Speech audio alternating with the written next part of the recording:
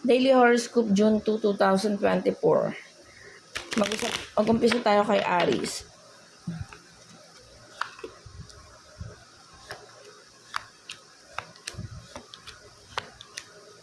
So, Aries, na nakikita ko ngayon, regarding sa financial, wala namang magiging problema. Kung may inaasahan kang pera, darating yun ngayon, no?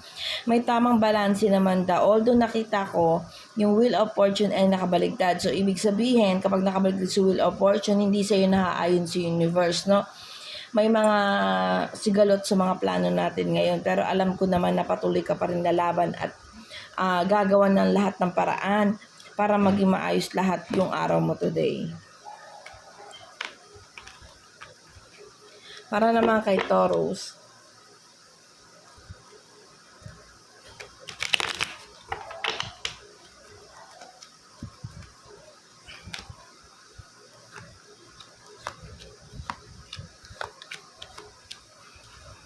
Okay, Taurus. Nakikita ko dito, no, may mga bagay na hindi ka makukuha today or meron mga maaaring magkatampuhan kayo or may masira na pinag-usapan pero hindi ka naman daw ganong maapektuhan ito, no?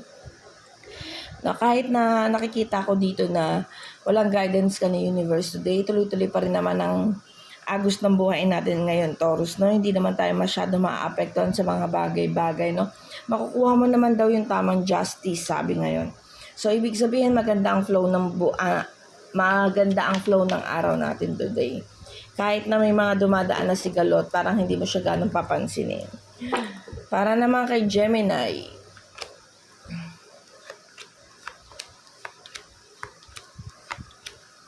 So, Gemini, nakita ko naman dito, no, mag-guidance ka naman daw ng universe, no? Magiging masaya naman daw yung mga takbo ng pamilya, lalo na regarding sa pera, no? Kaya lang may mga opportunity kang mamimiss today, no? So, maging focus tayo, no? Nakita ko rin dito dahil sa opportunity na yun, pero mako-confuse ka o masasaktan ka, no?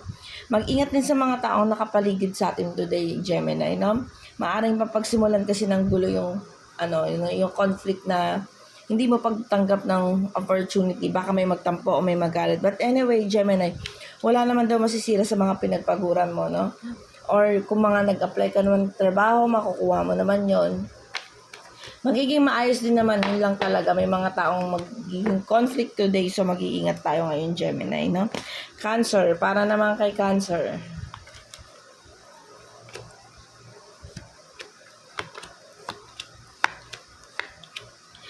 Cancer, so nakikita ko dito, miss opportunities din, no? May mga may mga tatanggihan ka ngayon, no? Pero nakikita ko naman kahit na may mga pinagtatanggihan ka, meron namang mga taong nandiyan para sa iyo, para sumuporta sa iyo. Lalo na pag financial problem, no? Hindi mo naman daw mararanasan yung mahirapan kasi kung hindi mo naman nagagrabe mga opportunity na dumarating sa iyo, parang sang-ayon naman ng universe doon, no? Nakita ko rin naman na gumagawa ka rin naman ng paraan para maiayos ang araw mo ngayon at pagsisikapan mo daw yon, no? Kahit may mga delayed na pangyayari na magaganap sa iyo ngayon, pero alam kong gagawa ka pa rin ng way para maging maayos ang araw natin today.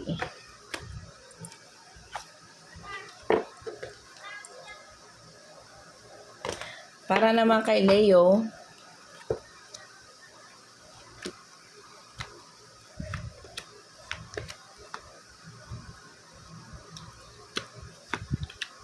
okay. So, Leo, today, nakita ko dito may pagkaalinlangan, no? May mga taong magagalit sa iyo, maaari ka mapagchismisan, maaaring, tawag doon, magkaroon kayo ng alitan ng partner mo today. So, kailangan maging mahinahon tayo ngayon, no? Mag-ingat tayo sa mga salitang bibitawan natin, no? Mag-ingat din tayo sa mga paggastos natin today, no? Nakikita ko kasi dito may mga pinanghihinayangan ka, no? Although nakikita ko may lakas ka today at kaya mong harapin lahat ng problema ang darating sa'yo kasi may guided ka naman ng universe. Kaya lang kailangan pa rin natin maging mahinahon today, mag-relax. Kung may gagawin ka desisyon, huwag mo muna yung gawin today, Leo, no? Baka kasi hindi maganda ang kinalalabasan nito, no? Para naman kay Virgo.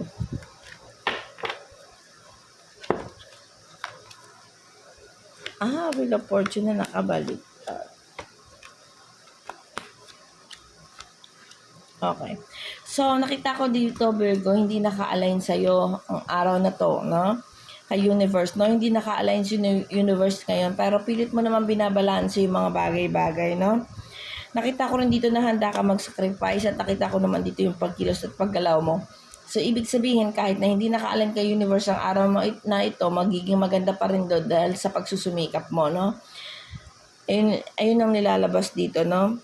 So, tuloy-tuloy lang doon. Huwag daw mag-alala regarding sa pera. Kung may inaasahan ka ngayon, Virgo, makukuha mo ngayon yun, no? Kung nagne-negosyo ka, magiging ngayon yun, no? Para naman kay Libra.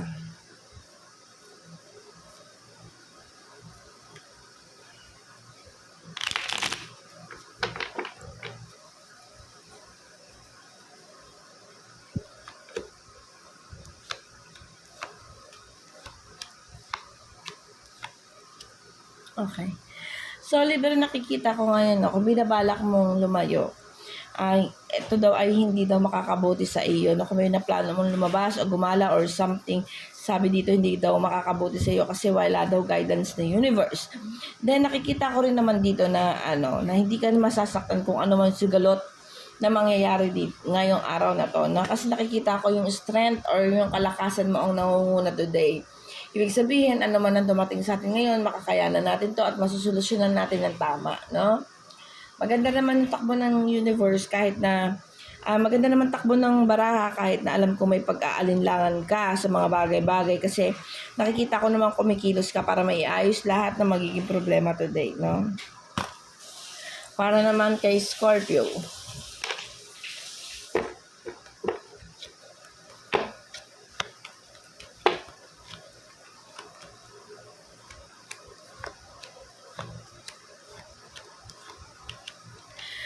So, Scorpio today, may nakikita naman ako ngayon pagkilos sa paggalaw, lalo na pag regarding sa pera, no? So, ibig sabihin, Scorpio, kung maghahanap ka ng trabaho, mag-gain ito ngayon. Or kung magsusugal ka or something, mag-gain ka ngayon, no? Nakikita ko rin dito, Scorpio, no, na may pain kang nararamdaman mula sa isang lalaki, no? May mga bagay na nakikita ka na hindi maganda para sa isang lalaki, no? Nararamdaman mo ito kahit medyo malayo siya sa'yo or nandyan siya sa'yo. Pero mga kilos at galaw niya, Scorpio, hindi mo po nagugustuhan, no? So, ngayon, ang masasabi ko lang, maghinay-hinay lang tayo, no? Ito yung mga heads up, lalo na pag mga superior natin yung involved dito sa issue na to. So, kailangan maghinay-hinay tayo, wag muna tayo magdesisyon, no? Antayin muna natin yung humupa yung tension, no, Scorpio. Sagittarius.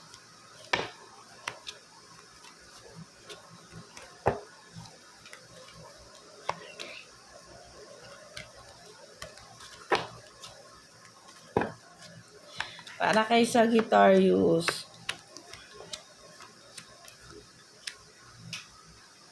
So, Sagittarius, nakikita ko ngayon na may mga labanan ka o may mga problema ka ng mga nakalipas na araw, no? Na hanggang ngayon hindi pa nasusolusyonan. Sabi dito, mag-ingat din daw tayo sa paggastos ng pera, no? Baka magkamali tayo sa mga binibili natin, no? Hindi ito nararapat pero napipilitan tayong bumili, no?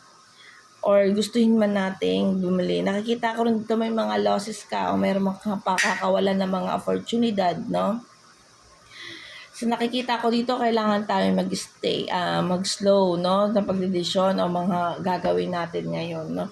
Kasi hindi naaayon si universe sa atin ngayon. Although nakikita ko na pilit kang lumalaban para maging okay yung araw mo ngayon.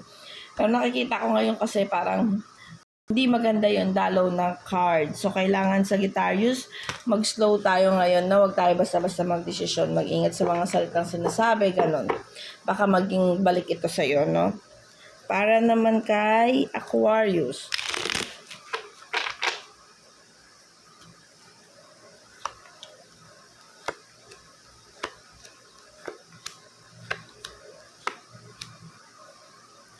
Okay. Aquarius, nakita ko dito na may pagtatalo tungkol sa iyo at sa iyong partner, no?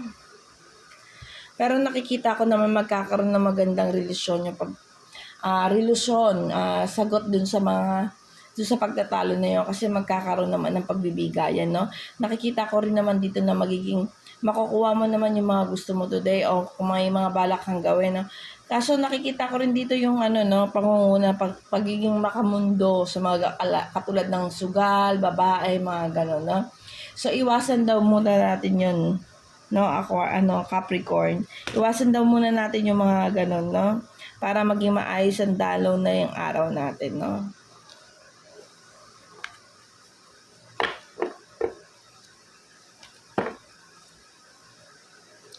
Para naman kay Aquarius.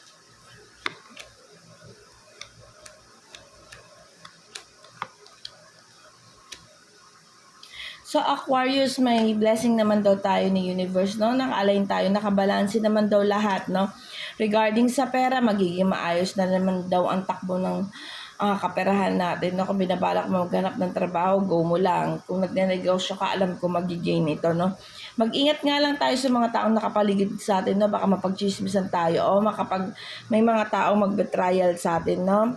No, paanda rin daw natin yung pagiging maturity natin, no, sa pagdesisyon para hindi tayo makagawa ng hindi maganda today, no. Pero overall nakikita ko naman magiging maayos to kasi hindi mo naman iindahin or lalayo ka naman sa gulo, no. Para naman kay Pisces.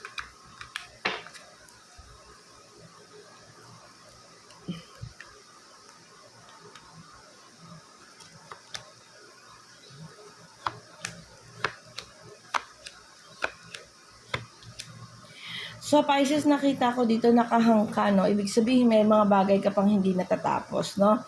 May mga bagay kang dapat tapusin kaya lang hindi mo alam kung paano mo sisimulan o paano mo matatapos yung mga bagay na yun, no? Nakikita ko rin dito may konting sigalot sa relasyon, maaaring sa pamilya, sa kaibigan o sa mismong partner natin, no? So kailangan maghinay-hinay tayo ng mga desisyon. Nakikita ko rin dito na may mga panghihinayang ka, no? May mga bagay na hindi ka natapos, no? May mga bagay na dapat kang tapusin pero hindi mo alam kung paano nga gawin. Kasi nangunguna dito yung pagiging makamundo. Baka nauuna yung barkada, baka nauuna yung inom, yung alak, yung mga ganyan, no? Yung pagiging yung sugal, pambababae, no? Kasi nakita ko dito ganun. Mag-ingat ka daw kasi meron kang labanan na hindi pa natatapos, no? Or meron kang dapat ayusin na hindi mo pa kayang tapusin na makakapagpabigat ng kalooban mo, no? So, yun lamang po. Guidance lamang po ito. Pasensya na po kayo at ako'y nagmamadali. Maraming salamat po.